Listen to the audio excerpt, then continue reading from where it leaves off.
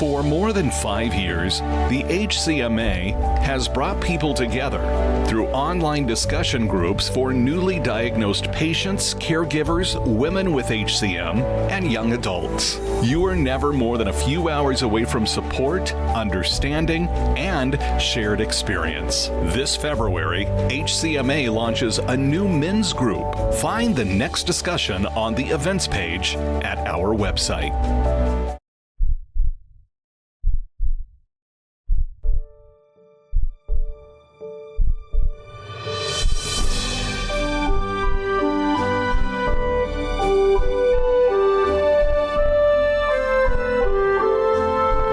When was the first time you heard the words hypertrophic cardiomyopathy? Great question, Debra. The words were a little different the first time I heard them because the terminology was idiopathic hypertrophic subaortic stenosis, or IHSS, and it was 1980. It was the fall. I had just been in a school physical, junior high school, and a murmur was detected. And I was sent to a cardiologist, and I already knew I had what ran in the family. And the name at that time was IHSS, and later to become hypertrophic cardiomyopathy. And that was 1980. And at what point did it become hypertrophic cardiomyopathy?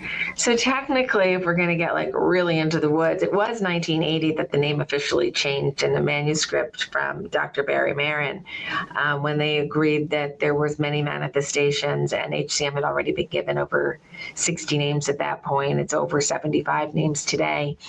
And they reclassified IHSS and ASH and Tier's disease and Brock's disease and a lot of other terms into the global terminology of hypertrophic cardiomyopathy. But that would still take another decade or so to catch on. And up until about 2000, we were still getting clients coming to the HCMA being told they had IHSS. So here we are in 2026, and the name is hypertrophic cardiomyopathy, and there are many manifestations: obstructed, non-obstructed, mid-cavity, apical, carry a gene, still have a normal heart, have a gene mutation, have HCM, have no gene mutation, have HCM. So it's gotten easier but more complicated. All at the same time. Well, welcome to Tales from the Heart, a podcast from the Hypertrophic Cardiomyopathy Association. And this is sort of a share your story edition, but we're trying something a little different today. And if you're wondering why it is that Lisa's on the receiving end of the questions today, she has allowed me to take over the podcast today and do a turning the tables edition. So my name is Debra Rafson, and I am an HCM patient who was diagnosed in 2011. I have been very fortunate to have Dr. Marty Marin as my HCM Center of Excellence cardiologist since 2012. I'm also an HCMA online discussion group leader and ambassador. And I also have a newsletter that I write. It's called What's Her Problem?, in which I tackle issues at the heart of chronic illness and disability. And through that newsletter, What's Her Problem?, I do an interview series where I pick one issue to discuss with an expert guest in that subject. So, of course, as we are preparing for Heart Month to start, I wanted to speak to Lisa, the founder and CEO of the Hypertrophic Cardiomyopathy Association, the HCMA. And today she has allowed me to take over for a crossover episode with the What's Her Problem interview series. So the issue we are going to be tackling today is the huge impact that just one patient advocate can make. And this is very timely because Lisa is celebrating 30 years since founding this wonderful organization that is the HCMA. So hello, Lisa, and welcome to your own podcast. Hello, Debra. It is lovely to be here. And it's kind of interesting to be on the other side of this conversation today. So I am yours for the asking today. So we have not practiced this. I've not seen the questions in advance. This is, while we're not doing this live, we're doing it pre-recorded. It's kind of pretty live. So it is. Debra, ask away. All right. Lisa's in the hot seat, everybody. So For subscribers to What's Her Problem who may not be as familiar as the regular Tales from the Heart audience, I'd love for you to start with the origin story of the HCMA, your family heart history, which you already referenced, and the tragedy that inspired the organization, how you started it, and what was really the first concrete action that you took in kicking it off. Thanks for the question. It's a complicated one. It's got a long answer. I'm going to try to be succinct. So if there's something you'd like me to expand upon, we can certainly dive down rabbit holes because we know I love to do that. Okay. So you heard my origin story when I first heard HCM, but I knew there was something in my family history.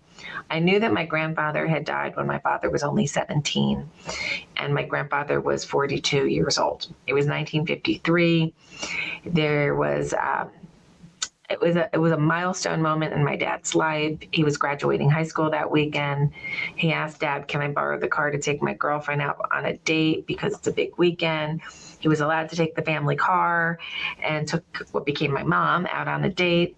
And when they got home from that date, my dad drove past his house to drop my mom off, came back, and my grandmother was in a panic because my grandfather wasn't breathing. And my father tried to do CPR on him, but CPR wasn't really a thing in 1953. And my grandfather was on a bed, and there was no bringing him back without a defibrillator, which didn't exist yet. So my grandfather dies in 1953. A couple of years later, my aunt dies of a stroke, which was also, we now know, related to HCM. So we've lost two family members in that generation. Then my uncle got diagnosed with IHSS in the 60s. Kind of around the same time, my sister Lori was born in 1959. She had an atrial septal defect at birth, so a hole in the upper part of her heart. They weren't doing surgery to fix that then. It took a couple of years for the surgeon to become available to do her surgery, which happened, I believe, in 63 or 64. And the bill for that was like $300. I'll get a copy of it. It's crazy. So I do have that. And then when they went in to do her surgery, they said there's a little something else going on in there, but it shouldn't bother her until she's midlife. She got diagnosed with IHSS before she was a teenager officially, and Lori was diagnosed. My uncle was diagnosed, and then in 1980, I became diagnosed. So that's the family backstory. We can go actually back 120 years when we start pulling apart the genetics and looking at the family tree.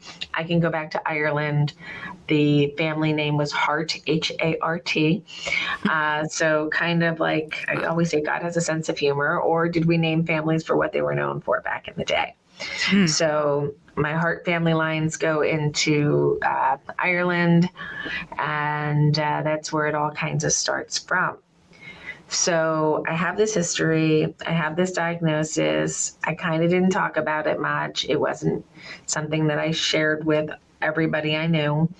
I had some challenges through my high school years with my diagnosis, and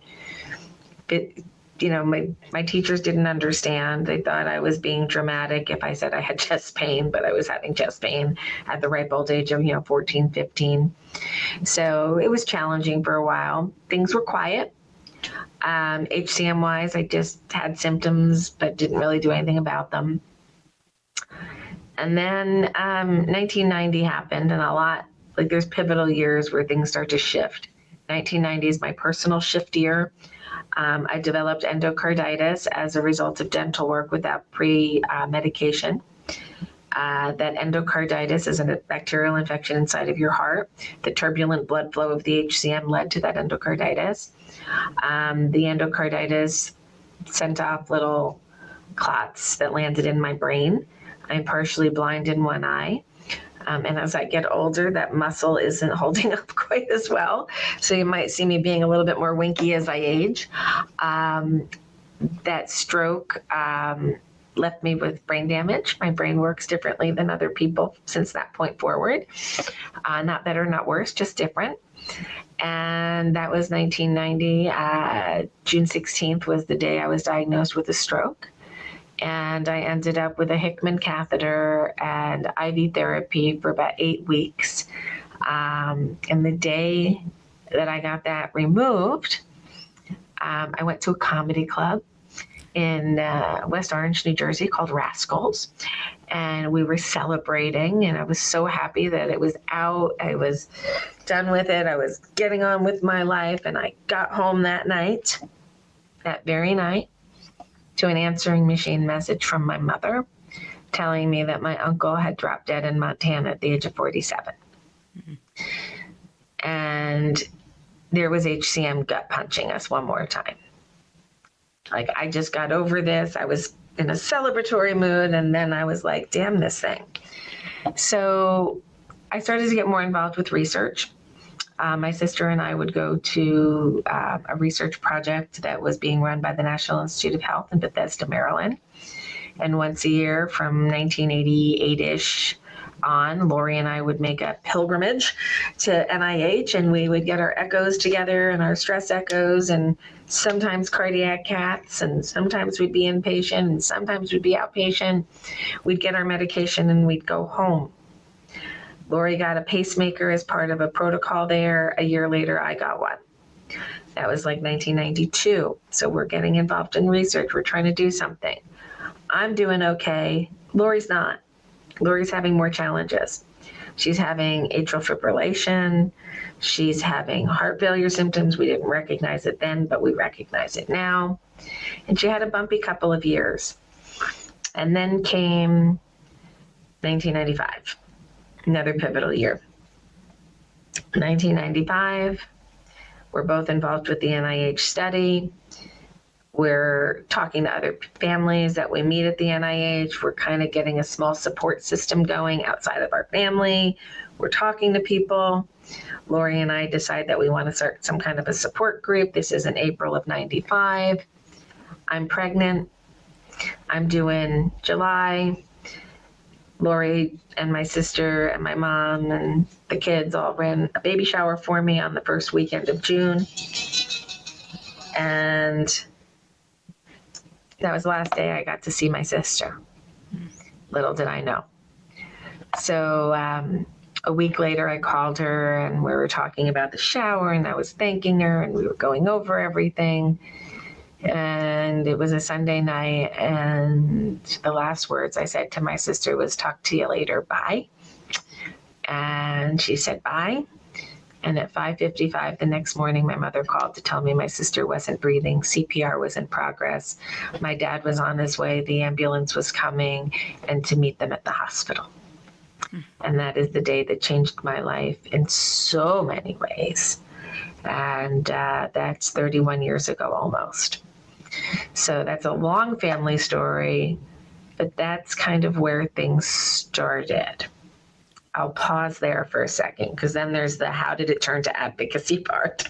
Well, yeah, I think that's the real question, because a lot of families go through a similar type of tragedy, and they go through the grieving process, but not all of them take action. And it sounds like the two of you are already involved in many ways with the NIH. And I wasn't familiar with that part of the story before. So it's interesting to learn that Lori was also involved in that. And so how did you take what I can only imagine was extreme grief and turn it into the foundation of an organization that's still here 30 years later? It's a crazy story that probably shouldn't have succeeded. And there's a lot of bumps along the way, but I'm going to tell you kind of how it originated. And I say this very carefully. Number one, I have all the receipts of everything I'm about to say. And receipts to me are really important in this space. And it's going to be a little shocking to some. So I believe that the National Institute of Health is a wonderful organization, but they had a bad employee at the time that my sister and I were in research there. So we started with one group of people. There was a lot of staff changes, and this new person came in and held himself up to be some world-renowned expert that we just never heard of before. As it turned out, he didn't have a lot of experience in this disease, and a lot of his hypotheses were just that. They were his hypothesis. Nobody else shared his beliefs. So as I started to ask more questions, I then started to see the cracks in the veneer. And I started to see, wait, maybe this isn't the world that I thought I was living in. And maybe some of the things I was told were true may not actually be true. So I started to do some more research. I started to look at peer-reviewed journal articles. I started to pull the names together of the people who were publishing those articles. And I started to call them and say, what's going on? Where are we with HCM? And what is the standard of care? Because it was not very clear in the medical literature in the mid-90s what we should be doing. So I got the right people involved, but unfortunately I found out that the person I had entrusted my care to was not being honest. And in fact, here's one that people go, you did what? I represented my sister's estate as administrator ad prosequendum in a legal action against the National Institute of Health. Myself and two other families. One was a child who died at the age of 8 in the care of this individual, and another was a high school student in his late teens who was denied access to surgery. So there were 3 cases that came together, and there was a federal lawsuit. And I sued the NIH, which means I sued the United States of America. And that's how I entered into advocacy. I just sued the United States of America. And the premise of the case, I think I've heard you say before, was that Lori's case was in fact mismanaged by this person, and that her death could have been prevented had it been handled differently. Correct. So you can't sue the NIH or the federal government for malpractice, but you can sue them for fraud and misrepresentation, which is what the lawsuit was based upon. The information that the individuals were given about their treatment options and disease course were not accurate. And based on the fact that they were not given accurate information, they could not make good healthcare decisions going forward because they were not given fact. So that is where the lawsuit started. And it took a number of years to get it through the system. And as I was working that lawsuit through the system, I started a website so that people could start talking and learning about HCM. Really, it was learning about HCM. And then came the message board where we could start talking to each other. And then came more services and intake and navigation call processes being established, and the concept of helping patients navigate through a very complex health system, through a very complex disease state in a relatable manner. So I spent many hours talking to many of you about your own family heart health histories and the challenges that you had, and looking for pathways to get you to the service model that you needed, because I was building that as well. So the death of my sister was devastating. To this day, I could break down and start crying right now, thinking of all the things she's missed in the past 30 years, and that she should still be here. She should have still been here. She should be a grandma of 4 today and basking in that. But she only got 36 years here. And I came from a health plan administration and human resources background. I operationalize things. That's what I do. And I wanted to use my skills for the community to stop somebody else's sister from dying unnecessarily, to make sure the next person got to what they needed at the right time.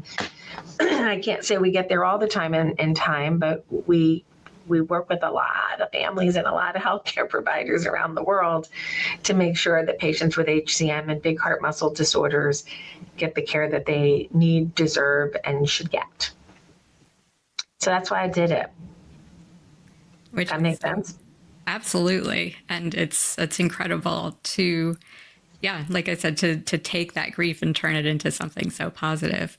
So it sounds like the website, has it always been 4hcm.org, the number 4? No, actually it wasn't. Okay. It started out, and I got to give some props back to my old bosses. It was originally part of Cancer Auto Products, KANTER, cancerautoproducts.com/HCMA-heart. That was the first URL, because I didn't know how to build a website, and my boss let me anchor it onto the business at that time. So that was Dan Cantor, who passed away just a couple of weeks ago. So props to Dan, who was amazing, and his brother Fred, who's still with us. So thanks to Fred and Dan Cantor for that launching opportunity. But within about a year, I turned it on. I got another provider who helped us figure out how to get a website up before, all the widget tools were available. I had to learn HTML programming. So that was fun. And our first website under 4hcm.org probably went out in 97. The original one went out in 95, 96. And then 4hcm.org has been around since 97. I wanted 4HCMA, but the Hispanic Health Ministries organization took it first. You were too late. I was too late. Missed it. So you've got the website and you're starting to compile these resources. I heard you reference on the Tales from the Heart episode recently with Marty Marin that one of the first calls that you made was to his father, Dr. Barry Marin, HCM guru that he is, and you asked him some questions. You said, how can I get this guy to help me and help this organization? What was that conversation like? And what were the first sort of actionable steps that you guys took after you had that conversation? Oh boy, that's a complicated one. So in the other room, I still have this pink 3-ring binder that has some of my original notes in it. And I had called Barry Marin's office, talked to his secretary, who at that point was a woman named Terry. And I said, I'm a patient with HCM. I think I want to build a support organization. I'd like to talk to Dr. Marin and see what he has to say about it. And he called me back. He's like, who are you? What do you want? It was kind of funny. And I'm like, I don't know what I want to do yet, but there's nothing out here for us. I had called some very large organizations in the heart space and said, here's my diagnosis. My sister just died. What do I do? And they said, talk to your doctor. But the doctor that was caring for me and my sister, I wasn't feeling actually had my best interest at heart at that point, pun intended. But I wanted to make sure that I was asking the right questions. So Barry was kind and generous with his time. I like to refer to it as my medical education through thermal paper fax machine. Barry would send me articles and I would read them and I would call him once or twice a week. We'd have lunch together over the phone and I'd ask him questions. What about this and what about that? And he'd give me another article to read and we would have another conversation. And I would then start collecting questions from the community. Here's my situation. What do I do? I'm like, I never heard of that one before. I didn't know that was possible. So I would document it. I would write it up. It would become content for the webpage. I would get an answer from, it started with Dr. Marin, but I will give props to the other docs who were the early innovators here, and that's Dr. Harry Lever, Dr. Mark Sherritt, Dr. Christine Seidman, Dr. Bill McKenna from UK. So these were some of my early mentors and helpers to learn the clinical part of HCM while I was actually helping them see the problems through the lens of the patient and showing them that there were these larger pots of people who were experiencing similar types of problems related to their HCM. And God bless them, they would show up at our annual meetings. They would be there with the patients to hear the questions, and it would spark more articles to be produced. So Barry would listen to the patient questions, it would spark something, and 16, 18 months later, you got a full research paper on it. So if you look at the publication numbers in HCM, they're kind of in the 70s and 80s. There's a couple papers a year. 80s, 90s, 2000s, it starts to explode. And you're just seeing lots of new data. And a lot of that was facilitated by conversations in a really complex ecosystem that we made very small. We'd have our patient meeting. And the patients and the clinicians and industry folks would all sit and meet together and hear the lived experience of patients and then try to find mechanisms to make their lives better. The conversation continues, but first, this quick break. This year, the Hypertrophic Cardiomyopathy Association marks 30 years of connecting patients to expert care. During that time, HCMA has recognized more than 60 centers of excellence across the United States.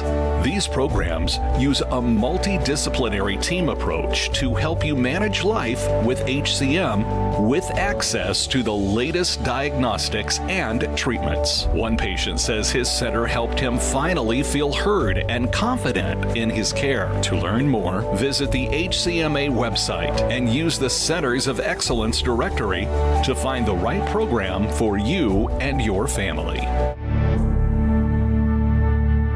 So you started the patient meetings fairly early on. Not sure if it was 96 or 97, but I can tell you it was at the Parsippany Hill Inn in New Jersey, and it was a small room, and there was about 50 of us that showed up, and I thought that was amazing. It is. Amazing. 50 people in a room talking about HCM. And we said, that was fun. Let's do it again. The first social event after an HCMA meeting was on my back deck at my house. We just had everybody come back to my house.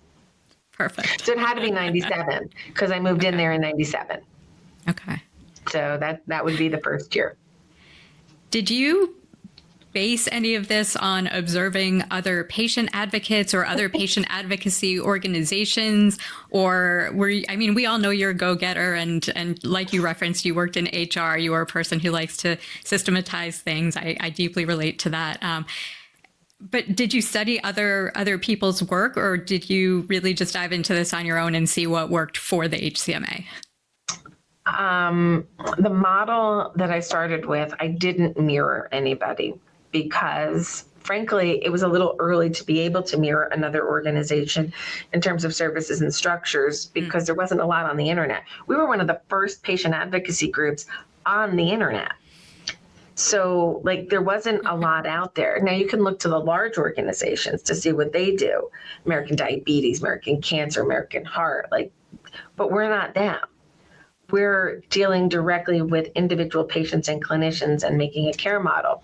So what I did do was I opened the phone lines and I talked to a lot of people early on. What do you need? Where isn't it working? What is working? What would make you feel better? What do you feel about implantable devices? What do you feel about medications? Can you travel to a doctor? There was a lot of base work that I was doing in understanding the journey from beyond my own lens. So I looked at the journey of the patient, and then I looked at modeling of programs. So I was referring a lot of people to Dr. Marin in Minnesota, but you got to get on an airplane and you got to fly to Minnesota and your insurance has got to cover it. So there was a lot of hurdles that the average person might not be able to get on an airplane and go someplace. So as I was looking at how Dr. Marin managed his patients and what I had experienced at NIH before it broke in the HCM program, because there was some really good structure there. Mm-hmm. Then I looked at what they were doing at the Cleveland Clinic and at the Mayo Clinic and how the model of care was working there. And then we sat down pen to paper as a board and we said, what's missing? Is there more that we should be doing in the care model for those with HCM? And I was going out to AHA and ACC and I was meeting cardiologists and I was talking about care models. And I was encouraging these young doctors to take HCM as a career path, not a part of cardiology, but making it a career path, that this would be their focus. And they took me up on it, a lot of them. And we started to develop the modern HCM program, which actually came from, it has its roots with Barry Marin. One of the physicians that he worked with back at the NIH in the early 80s was a guy named Jim Udelson, who became the chief of cardiology up at Tufts. And he said, I want to build a modern HCM program, and I think I want Marty Marin to come help run it. And that's when Marty was just coming out of his fellowship. And Marty started the program at Tufts. And Jim said, what's the model? And I said, this is what I'd like the model to be. And he was the first modern HCM program. And then I got a call from a guy out at Stanford named Ewan Ashley who said, Bill McKenna said to call you about what we should do about HCM programming in the United States. And I'm like, and here's a model. And then Charlene Day called at University of Michigan. And I'm like, and here's a model. And then it just started to go. So we have our base legacy programs, I call them. And then you have the ones that grew post 2004-5 and onward, which coincides with the time that I gave up my day job in HR. And in 2005, I came to HCMA full time. And it took me until 2 years ago to get my salary back that I was making back then. So there's, I don't talk about that kind of stuff a lot, but the early days, my husband and I funded the work of the HCMA. We didn't have any funding. We built it because we wanted to. And we may not have had vacations, but we built a nonprofit organization. That's where we decided to put our resources. So it took a long time. It took a lot of sacrifice. It took a lot of hours and a lot of really challenging conversations. Patients don't always do well with HCM. So we learn as much from those living with HCM as those passed from complications of HCM. So taking each one of those stories and turning them into a learning and turning them into something that we can take to clinicians and say, hey, watch out for this. We're seeing this. This got missed. And having those conversations and bringing those patient stories to light has really made all the difference in what patients can expect today when they get diagnosed with HCM. And it sounds like it really snowballed from that, the inception of the idea of a center of excellence, of a model of care, and then having those doctors start to reach out to you. I think that probably reflects the fact that there was already a need for this and somebody just needed to put the structure in place to make it happen. And now there are 60, how many centers of excellence? 60 programs at this time. And there are a handful under evaluation right now. So you might be hearing some new centers being announced over the next couple of weeks. It's an ever-growing process. I don't believe that there will ever be thousands of these programs, but I do believe we'll add in another 20 or 30 over the next few years in the United States. Not every center is an exact replica of the others. Each institution has its own uniqueness, and we try to work with that institution and that catchment area to build a program that works for the community there. My original goal, my original office, I had a laminated map, and I had little arrows and stickies all over it. But across the top, I said 5 hours. And my goal was a 5-hour drive for most Americans, because at that point, I was driving 5 hours from New Jersey to Boston. And if I can drive 5 hours, you can drive 5 hours. That was kind of my original line in the sand. Not that there's any real deep science there. It was just a number, right? You got to start somewhere. And then it turns out that today, most Americans by population are within an hour and a half of an HCMA recognized center of excellence, if you go by population density. There are places where we still have, deserts and gaps in the map that we look to maybe in the future bring in more virtual medicine options so that patients can get virtual medicine delivered with coordination with their local doctors. So who knows what the future of centers will be. Incredible. Was there, maybe it's the inception of the centers of excellence or you being able to focus fully on the HCMA starting in 2005, maybe it's something else, but was there a moment when you said to yourself, this is working, this HCMA thing is going to be a success? Was there a specific accomplishment or moment that you had that feeling? I am probably my own hardest critic, because I'm always excited when we have a new partner who wants to care for patients and they've got a great model and their institution supports them. And you go, yes, it's working here. And you go, yay. And then you turn around and you see prior authorizations put in the way of everybody getting access to care, and that the health systems are now having to spend all this time and money on administrative things that are blocking actual patient care that frustrate the hell out of me. So it's always seems like a constant journey of 2 steps forward, 1 step back, 2 steps forward, half step back. So we're making progress, but it's never linear forward. It's always kind of, here's the plus, here's the minus, how do we navigate? I would say to anybody who sees, patient advocacy as something that they want to get involved with, you need to be able to really focus on the future, because you're going to get stopped in a lot of ways, but you're going to move in a lot of ways. You're going to look for your pathways through change, and they're not always as obvious as you think. But sometimes if you get a little creative, you might get people's attention in a completely different way.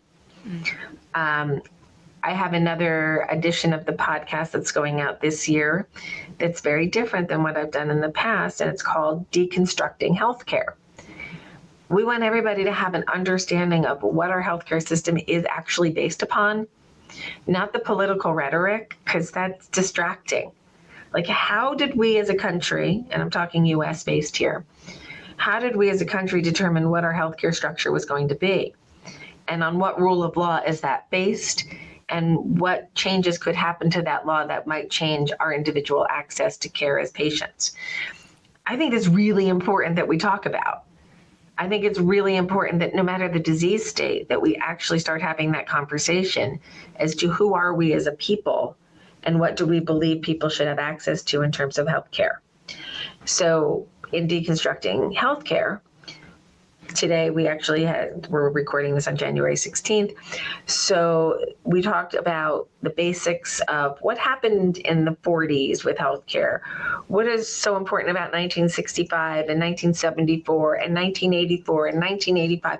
What laws came in that changed our access? So understanding the laws, which are built based on public policy, and where are we going forward with healthcare, because we're not going backwards. We're not going back to pre-World War II, where we didn't have private health insurance.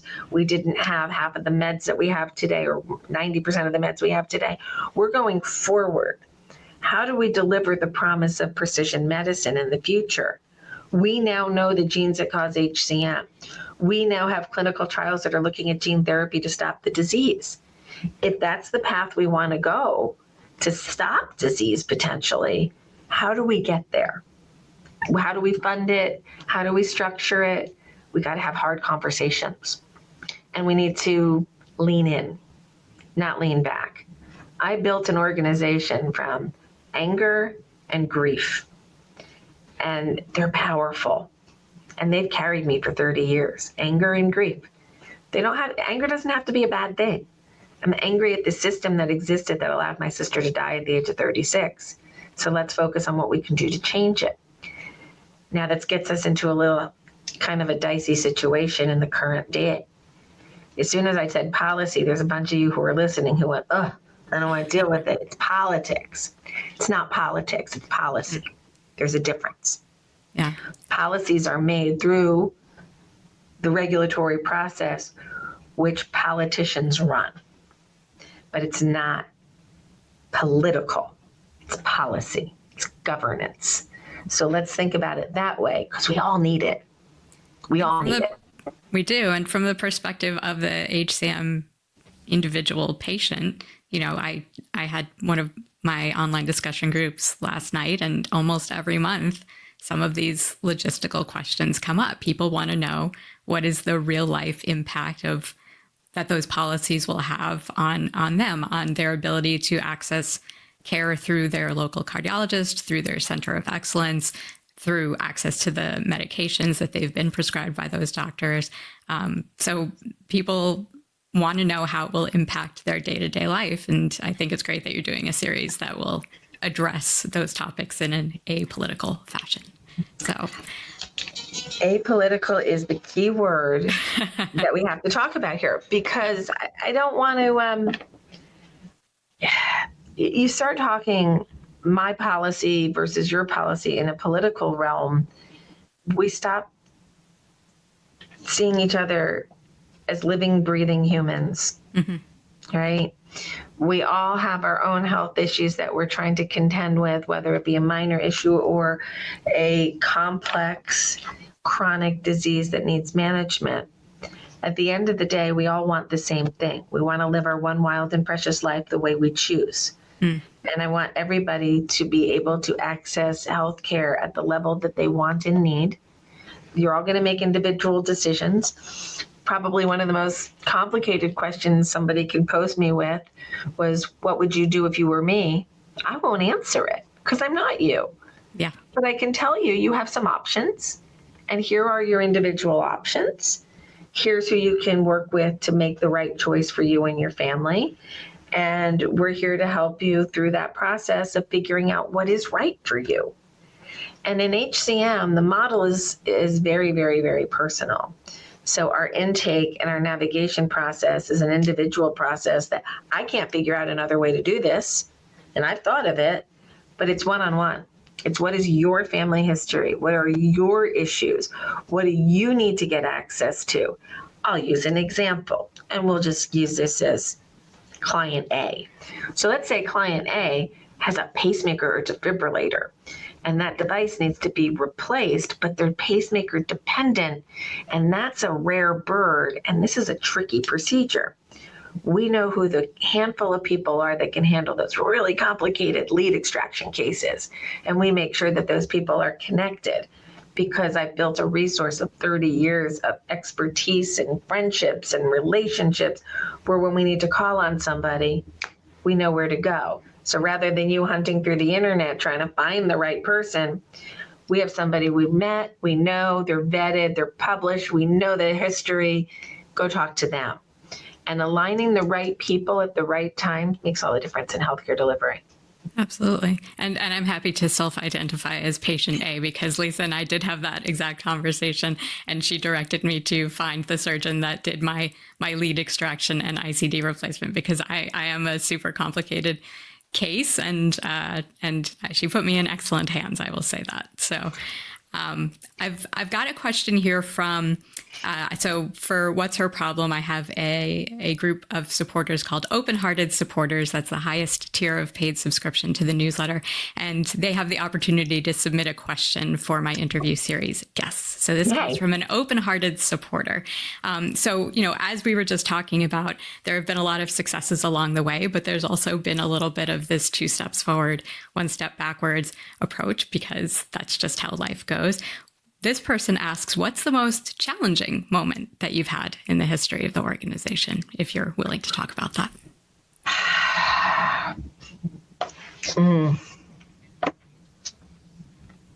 Most challenging. However you define that. I would say they kind of fall into 2 categories, and I will address both of them. There is nothing harder than taking a call from a grieving parent who has recently lost a child.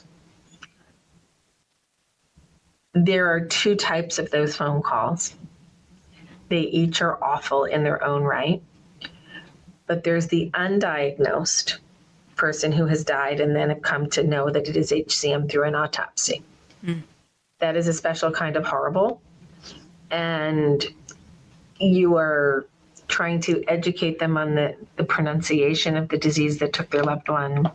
You are trying to explain the genetic component, which now they didn't have knowledge of before. And when you start peeling back the family tree, you find that there are other people who could have been identified that might have led to the opportunity to screen the child, but you didn't get there. There's those types of situations. And then there's the parents who've gotten to diagnosis of the child, but for other reasons, the child didn't survive. And Some of them are just horrible timing. You just didn't have enough time to get to the answer.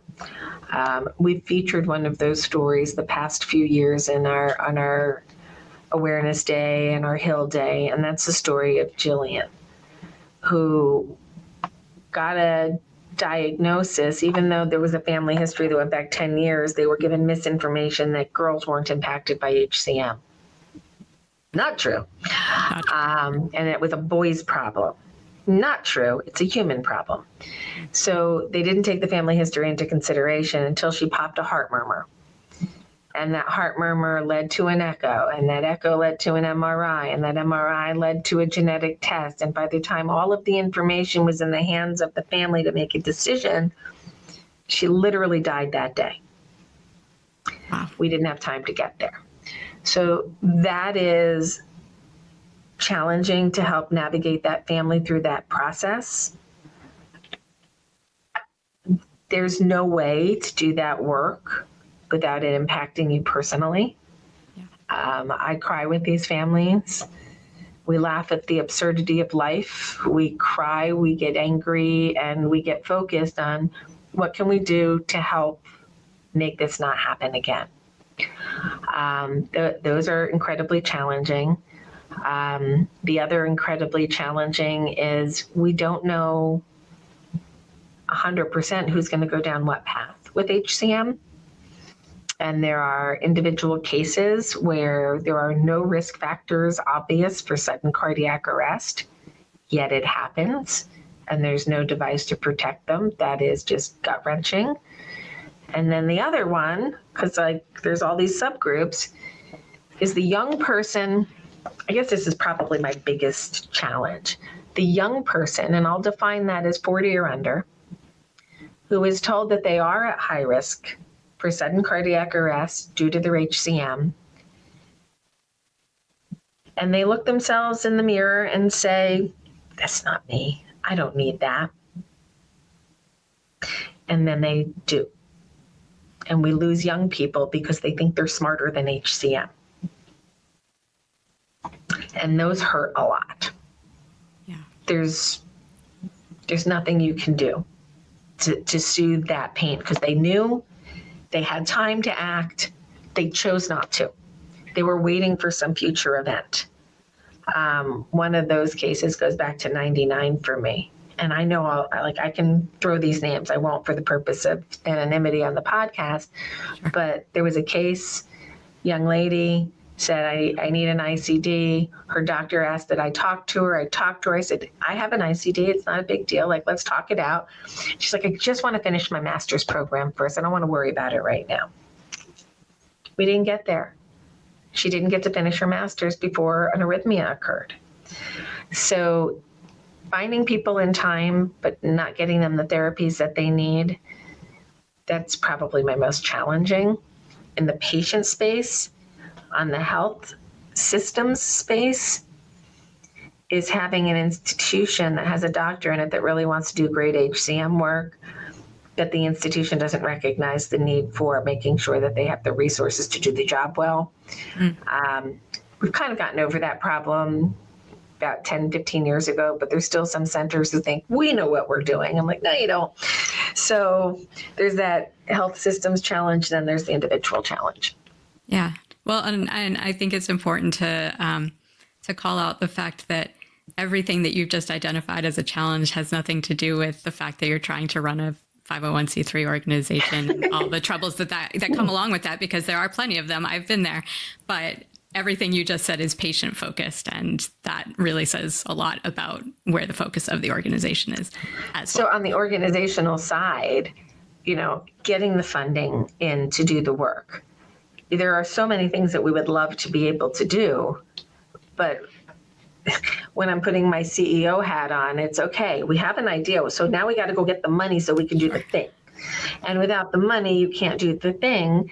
And defining how you're going to spend that money and what resources you need to accomplish that task, well, that's a whole other part of the brain, right? Yeah. That's the business model. Mm-hmm. And that's why I am thrilled that I have been able to build a team of individuals, both staff, contractors and volunteers who can help us organizationally build to be able to handle the capacity that we have to get this stuff done. So whether it's Elena doing our contract management with our sponsors and our project management and systems work with Ross, or Stacy working with our Centers of Excellence for Development, or Linda and her team on intake and navigation, or Julie working with our volunteers, coordinating all of that so we have a cohesive project that we can roll out, like our All Hearts Collaborative, which is going out to underserved communities to help them understand the importance of knowing one's heart health history. So there's the organizational, there's the Center of Excellence model builds, and then there's the patients, but I'm always going to start with the patients. As you should. My next question relates to that, in fact. So you have talked to and given advice to so very many patients over the years with HCM, myself included, on multiple occasions. But you yourself had a heart transplant 9 years ago, which I bring up for folks who are new here, which I bring up because Lisa does speak about this publicly, so I'm not spilling any personal secrets here. But when you had your transplant, what were the most important pieces of your own advice that you followed before and after the surgery? Did you follow your own advice before and after the surgery? So I'm coming up on my 9th anniversary, and it might even be 9 years ago today that I filmed the video that went out to about 40,000 people of what I want people to know about living with HCM. And I looked awful in that video. I look back at it, I was ashen. That's not what I remember from that video. But I look back at it, I'm like, ugh. I was an emotional mess in that video. But so going back to September of 2016, when I was told we ain't got nothing left for you in the toolbox, like you gotta go get a new one. And I didn't want to do that, but it was do that or die. And that was literally what was on the table. For 2 days, I didn't speak, which if anybody who knows me, the thought of me not talking for 2 days should scare the hell out of anybody. So I was staring at a beige wall at Morristown Medical Center, trying to figure out how I wasn't going to die, and what impact that would have made to my family and to my HCM community, and that HCMA was not where I needed it to be to live without me at that point. So it turns out that I turned inward. And I needed the community that I built to support each other, to support me. And they kept me sane and focused on what I needed to do. So I leaned in to talking to my peers and getting support from others who've been through similar journeys. And it was really important to me to see the lived experience of others who've been through what I was going through, and to see that there was success on the other side of this mystery thing called transplant. And by building up this group of people who had a shared experience, I benefited from the thing that I built to help somebody else. And that was pretty quickly apparent to me within a week or two. I'm like, they asked me what support systems did I have in place to get me through transplant. I'm like, I got about 14,000 people all over the world who I've helped, and they can help me now. So I had a lot of emotional support from the community, which was amazing. I didn't listen to my own advice on recovery because I'm a workaholic. I'm trying to get over it. So I was literally working from my cell phone via email, trying to help a girl from Alabama get to Mayo Clinic for a heart transplant while I was 3 days post-transplant myself. Oh my goodness. On morphine. Probably should not have been talking to humans at that point, but I was already jumping right back into, I'm here still. I want to pay this forward. And I probably should have taken a little bit more time to recover. I had my transplant on February 2nd. I went home on Valentine's Day with a new heart. I get the 2 cheesy holidays, Groundhog's Day and Valentine's Day, for my anniversary dates. And I did a site visit the first week of April. Oh, wow. And full prednisone. My base was out here. It was at Yale. And then 2 weeks after that, I did one at Westchester. And I was part-time. I was actually not getting paid at that point. I was on disability, so I was doing it as a volunteer technically, but I should have probably waited 6 months and given myself that time to actually recover and heal, but I didn't because I just wanted to get back into it. So, it was good and it was bad.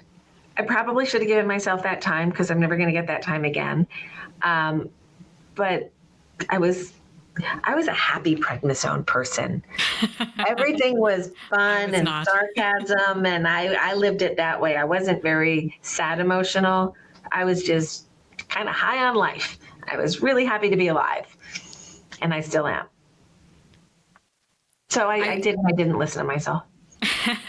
Well, I wonder seeing, especially with the amount of activity that's ramped up with the HCMA in the last couple of years and the amount of travel that you're doing that maybe you didn't do before, is it easier to take all of that on without your HCM heart? Or let me rephrase, with your HCM heart plasticized and in a container that you carry around with you to places around the country and perhaps the world? Let's unpack that for your viewers. So I did something unique. I was able to identify a provider who does something called plastinization, which is a process which preserves human organs in a plastic resin. And I wanted to keep my heart as a teaching tool for others. And I did that. And when I go to conferences now, I carry it with me. So I do travel with HCM, but it's in a bag and it goes through TSA, and the leads inside of the hearts that are in the collection, they look a little suspicious through the x-ray. So they look like cartoon BOMBSs. There's like the round with the fuse in it. You got the muscle and you got a fuse in it. So they get pulled a lot. And before TSA told them they weren't allowed to do it anymore, the strangest thing I saw at TSA today, my heart made that website on several occasions. So I do travel around with my old heart. So last year I did something that is going to be recorded here for posterity. I found my limits with travel. I did 6 countries, 17 states, and DC about 4 or 5 times. I lost count. That was too much. I was exhausted. I worked 7 weeks straight, meaning weekends. Every weekend I would maybe take a Wednesday off here and there, but I didn't have a weekend from basically August through October. That's not good, and I won't be doing that again. I've learned. But I was in Madrid for a conference. I was walking on average 18 to 20,000 steps a day, and I could do it. Now, I'm closer to 60 than 50. My back doesn't like me very much anymore, and there are parts of me that are aging in a way that I wish that they were not. So I have to keep all of that in balance, as I am an immunocompromised transplant patient. I always wear a mask when I travel on a plane. I'm always protecting myself in that way, always wiping down my seat, my area, my hands. But physically, I can pretty much do anything that I want to do. I thought I'd be a marathon runner after transplant. But yet. My ankles, my knees, my hips, and my back laugh at me. Maybe a 5K? I could do a 5K. I haven't done one in a while. I got to get back and I didn't even do ours this year because I was too busy working it. But I want to go back and do a couple 5Ks this year. This year I'm prioritizing my own health and exercise. And I'm traveling less. I'm not even traveling anywhere until March. I'm like, I need a break. Yeah. So I'm in the office for 2 full months without major travel. That's great. I mean, the reason that you were traveling so much is because the organization has really grown in leaps and bounds, especially in the last few years. And so has the field of HCM. So we've talked about how there are more centers of excellence. We've got 2 cardiac myosin inhibitors, the second one coming to market very soon. Very exciting. Other types of drugs specifically for HCM being designed and studied. More doctors and researchers around the world talking about this disease, putting it front and center at major conferences, some of which you attended last year. When you think about all of that, how do you reflect on the role that you as an individual have played in just how front and center HCM really is now in these scientific communities? It's hard, really, to look at it that way. I didn't know what I was doing when I started this whole thing, right? I didn't say I want to get to this point, and then that's success. The growth of HCMA has been very entrepreneurial, for lack of other words. Here's an opportunity we can get in front of an audience. Let's just go back to 2005 for a second. What was going on in 2004-05? We had found a handful of genetic markers that we knew were present in those with HCM. And there was the first clinical genetic testing made available. So we had to educate the community on the role of genetics. Yay, we talk about genetics. Now everybody gets genetic testing like it's no big deal.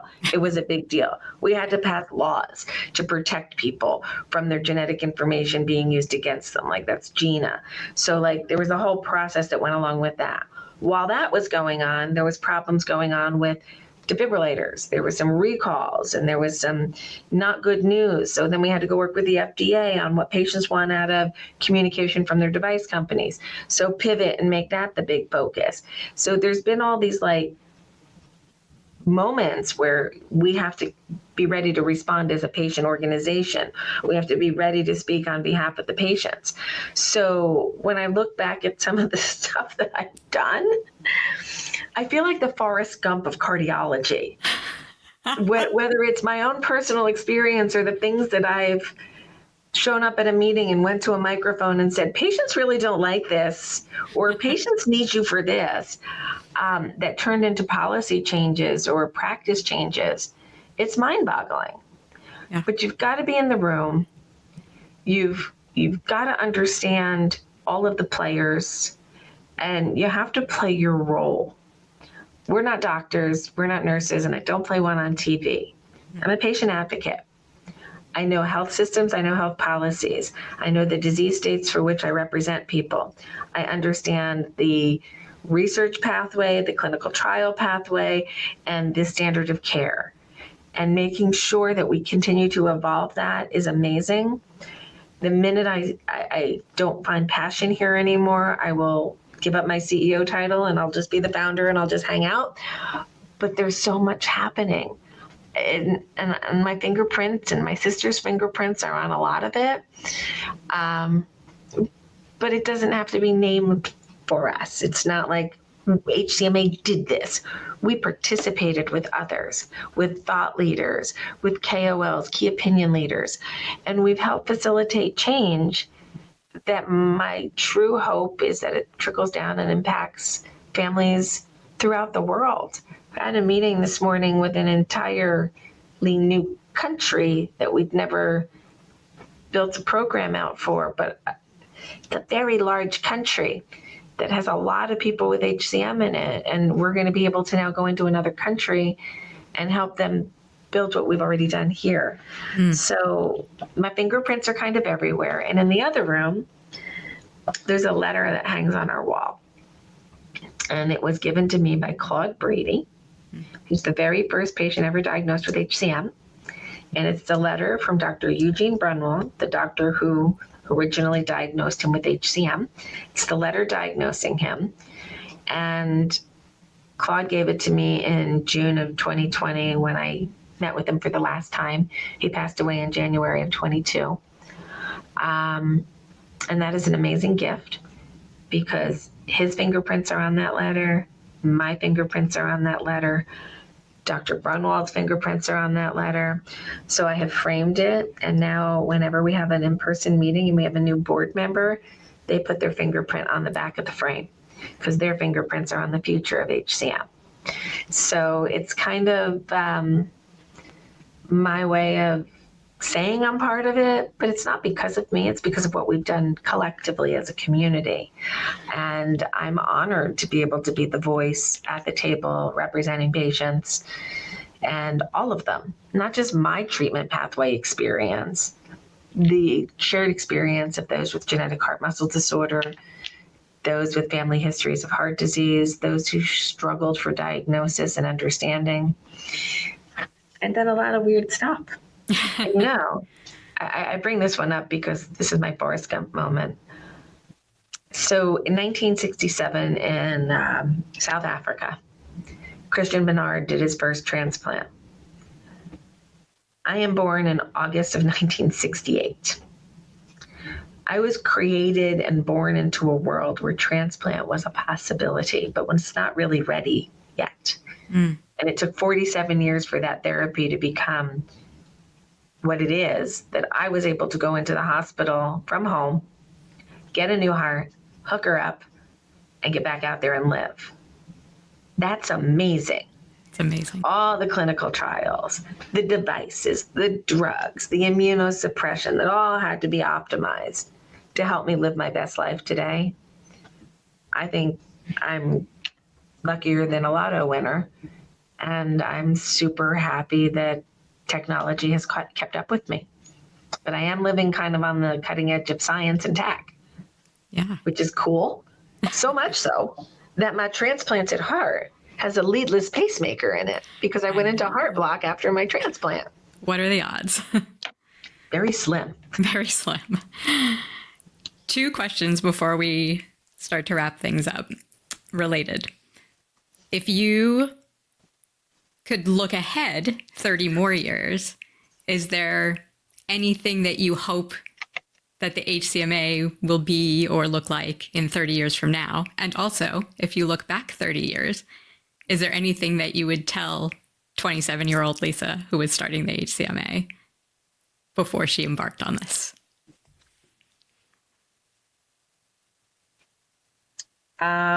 Good questions. In a perfect world, nobody should have to fight for a diagnosis. We should be able to use our health information to help guide our health care as individuals. So to know what genetic mutations you have and what diseases may be possible, I believe that should be part of preventative care, because preventative care can be general, but it can also be specific. And right now in health policy, preventative care is for common disorders, but I think we need to think of personalized medicine here. And if you have a history of cancer in your family, personalized medicine should allow you to meet with a healthcare professional and really scope out what your risks are and what you can do preventatively for the risks that impact you as an individual.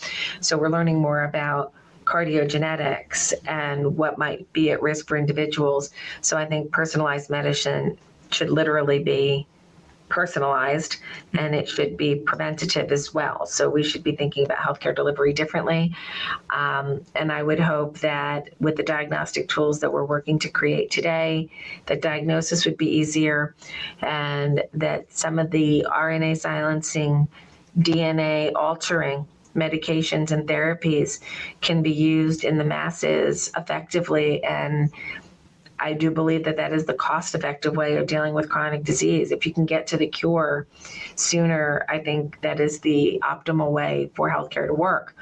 It's going to be a long path to get there, but I do think that future medicine might have something like this. Deb, let's pretend like you come into a clinic and we're able to identify you've got this gene for HCM, you've got this gene for some other disease that might come up later. We can create a concoction through gene therapies for different disease states, put it together for you, deliver that therapy, and take away the risks of those genetic markers actually causing problem. We are very close to that in science today. So I'm hoping that it is a hope that we can deliver to the average person 30 years from now.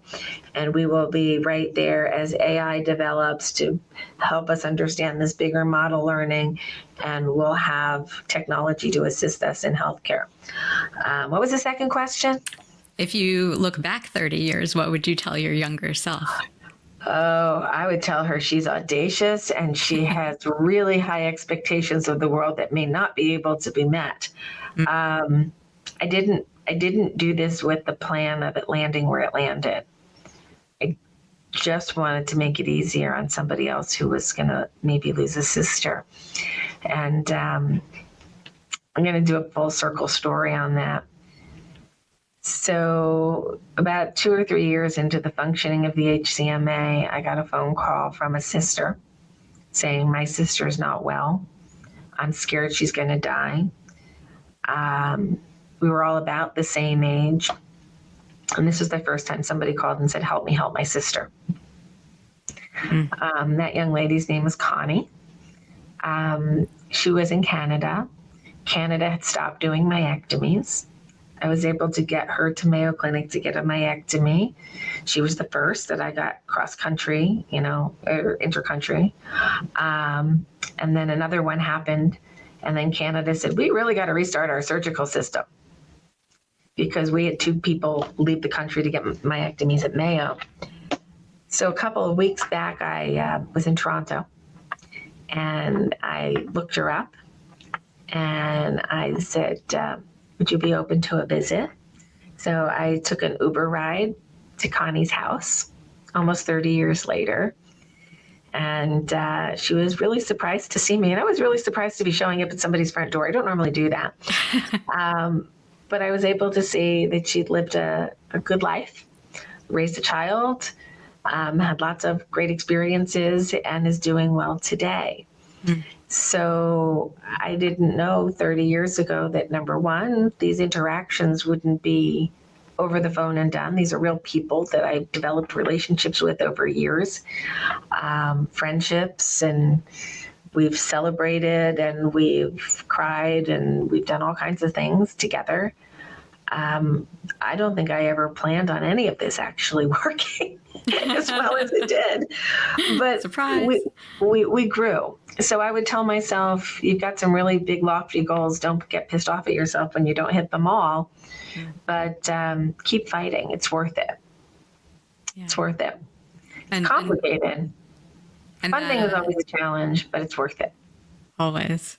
And that Mary Oliver quote that you referenced earlier, say it again for the people. Tell me what it is you plan to do with your one wild and precious life. Yeah, that is from A Summer's Day by Mary Oliver. I'm not a big poetry person, but one day I had heard a reading of it, and the phrase just stopped me in my tracks. Because why else are we here? We get one vessel, flawed or not, to live this one consciousness experience, life. What are you going to do with it?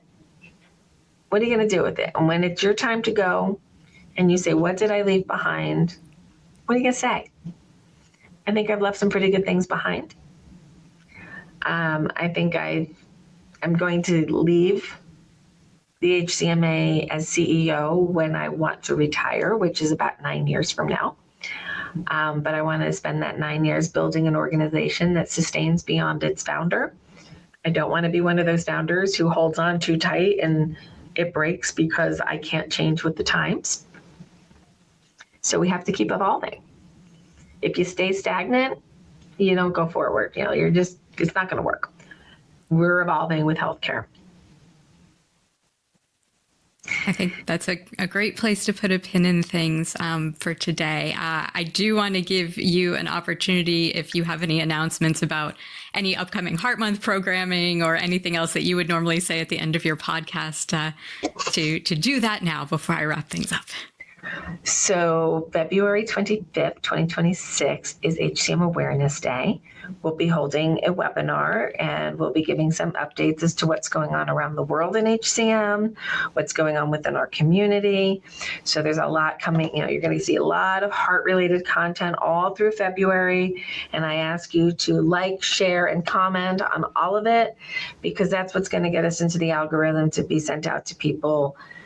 We want to give them positive messaging about what they can do to control their own health and how they can take action if they feel like they've got any symptoms or they need to get worked up or they have a friend.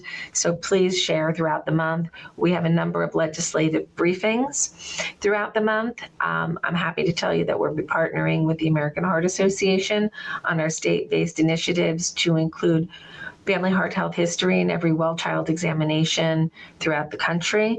Some health institutions are already doing this. Some states have already passed laws, but we just want this to be common practice. So that's going to be our legislative push on the state level. We want everybody to know about family heart health history. Couldn't be more important. And on February 2nd, my heartiversary, I will be holding a podcast with a member of the Minnesota Senate, who will be dropping a bill for HCM screenings and cardiac screenings in children through our Children's Cardiac Safety Act. And this representative is also a member of our big-hearted community, and she's had a myectomy. Fantastic. So we've got some interesting people coming to the table for conversations. Stick with us through the month. You're going to hear a lot of new news on the new drug that's been approved from Cytokinetics, which has the chemical name of aficamten, the brand name of Mycorrhiza. So we're going to learn more about that. We've got some great new news, top-level information on SCOUT, which is the clinical trial in children with Camzyos, mavacamten. The top-level data looks really promising, so I will hopefully have some updates on when they might be going to the FDA for a label for children or adolescents with HCM. So lots of cool stuff coming, and my next podcasts will be featuring, let's see if we can do this one, Ella's New Beat by Ella Morrissey. And the next one will be coming up, which is The Little Boy with the Big Heart, which is by Barry Massey, and this is in honor of her son. So we've got some Author's Corner stuff coming up and some additional content through podcasts related to late-breaking medical research, with Melinda Tsai coming on to talk about non-obstructed soon and some articles he's written there. So we're never bored. There's never a lack of content. Stick with us and let's talk about how we can all work together to solve the healthcare crisis that we're facing as Americans. Absolutely. And similarly, over on What's Her Problem, I have a full month of Heart Month content coming your way. This is the first part of that, part one of what will be 5 Heart Month related posts going from January 30th straight through the month of February. So for anyone who has come here from one of the HCMA's channels, I hope you'll come check out What's Her Problem. It's at what'sherproblem.substack.com. You can see it in my name title on the screen if you're watching this as a video. But come check it out. Most of the content is free. This is the last free episode of the interview series. All of the ones after this are part of the paid subscriber level. But thank you to everyone for coming today, for watching as a video, for listening as a podcast, from both Tales from the Heart and the What's Her Problem interview series. Thank you for letting me turn the tables on you, Lisa. I really appreciate it. This was a lot of fun, and I feel like I got to learn a lot today from you. So thank you for your time and for on behalf of all HCM patients for all the work that you've done through the HCMA to make a difference in our lives. You are very welcome. Thank you for asking. Nobody ever asked me that question before. I'm like, wait, what? Why does she want to ask me questions? I ask other people questions. So this was fun. And I want to thank you for being an ambassador and for sharing your story so openly with the community and for your work as a discussion group leader. These programs, they may seem small when you say them, like, oh, it's a discussion group. But when somebody needs to connect with another big-hearted friend and to understand that they're not alone in the world, these programs have really been that lifeline for people to get immediate contact with somebody else who has a lived experience. So I thank you and all the other discussion group leaders and Facebook moderators for their volunteerism to help us really reach more people and support the work of the HCMA and what we need to do going forward. So thank you for joining me on my podcast, but it's your podcast today. It's everybody's podcast today. It's everybody. That's what this is all about. Thank Lisa. you, Debra, and thank you, everybody, for listening. And if this is the first time you're seeing us in our content, the website is the number 4hcm.org. Come learn about us, sign up for an event, learn more, get involved. We're here to help you, help your families and your communities. The Hypertrophic Cardiomyopathy Association would like to thank our sponsors, Cytokinetics, Bristol Myers Squibb, and Edgewise Therapeutics.